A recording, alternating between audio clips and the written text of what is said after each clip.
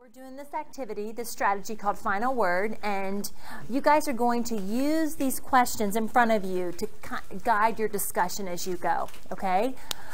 We're going to be using an informational text, not a textbook today, but we're going to be using a great magazine that we're going to use a lot from here on out, National Geographic. Talking about simple and compound machines, and I felt like it was relevant for us to bring in how ancient people groups relied on simple and compound discussion within your groups for this strategy. I want you guys to decide in your groups how you want the order to go.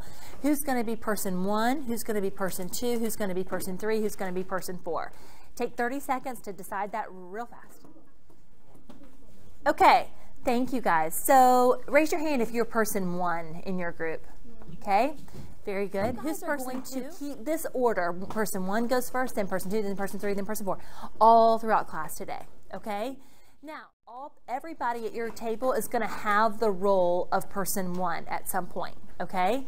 So here's how this is going to work. Okay, person 1, you are going to read your first question. Then as a group, they're going to read these paragraphs in there. Once you're done reading paragraphs 1, 2, and 3, Ty is going to make one comment about it. One comment about paragraph, about what he read, about answering this question. He's going to say one thing, one piece of information he gathered about the statues, because that's what the question asked for. Then Jess is person 2, so she is going to answer one thing that she learned about the statues in that paragraph, in those paragraphs.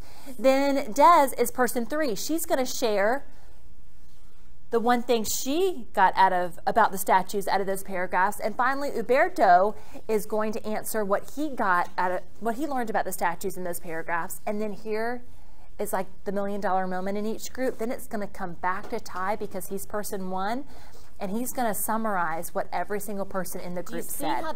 Do you see how this is going to require everybody to participate? Yeah. Do you see how listening is going to be incredibly important? Yeah. Yes, listening and sharing are equally important, okay? But here's the thing. Once Ty's done, he's semi off the hook, because then it shifts to Jess. She's person 2. Jess is going to take question 3, because that's the next question, right? She'll read it to her group. List 3 theories explorers have made about how these statues have moved, okay? Then the group will read the next chunk.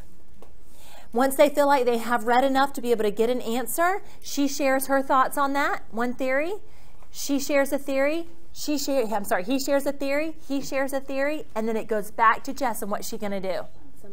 Summarize what everybody said in the group, and then they write down the summary. I love this activity. I love this strategy because it requires great listening, really good reading. It requires a really good discussion. Okay, so it's kind of a multifaceted type strategy. One little tool I'm going to be passing out to you is a microphone. When it is your time to talk at the table, you should have this in your hand. Why do you think I want you to have a microphone? To make it feel. Yes.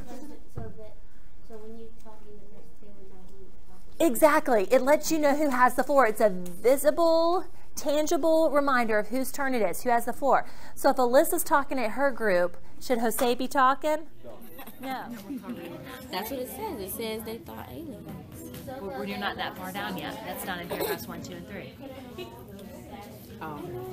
Okay. You need to pull from just what you read. Don't add to. I see that. Let's just share one thing. They also thought aliens from outer space came. What about the statues? 1, 2, and 3. The statues were made out of Statues made out of rock. All right, pass it to Jose. Wait till the summary. Okay, wait till the summary. Okay. More than 1,000 statues. Awesome. You have to say what's the wrong thing.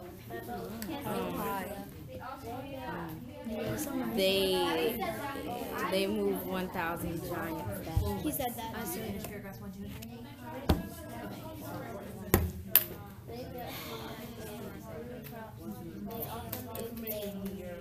They represent the ancient Taurus things.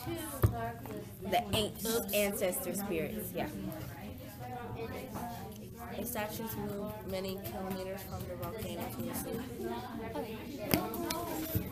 Summarize it. He said that they had 1,000 They moved 1,000 statues. Nearly 1,000 statues. Were made out of She rock. said the statues represent their ancestors' spirit. Okay, so So what are we supposed to write? they lifted They lifted. Okay, I'm trying to find you. about Oh. 1,000. Okay. Dorothy, it's your turn.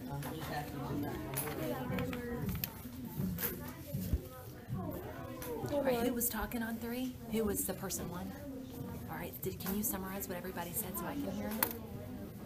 I said that they think that the aliens moved them by themselves from outer space. Okay. And Dorothy said that maybe they moved them by themselves some way. Okay. And he disagrees with the theory about the giants moving them. Okay. And she said that maybe the volcanoes moved them. I am so proud of you, Morgan. I'm bringing a treat. Great. I love the way Morgan knew exactly what each person said. She said Dorothy said this, Mario said this, Jasmine said this. Great job.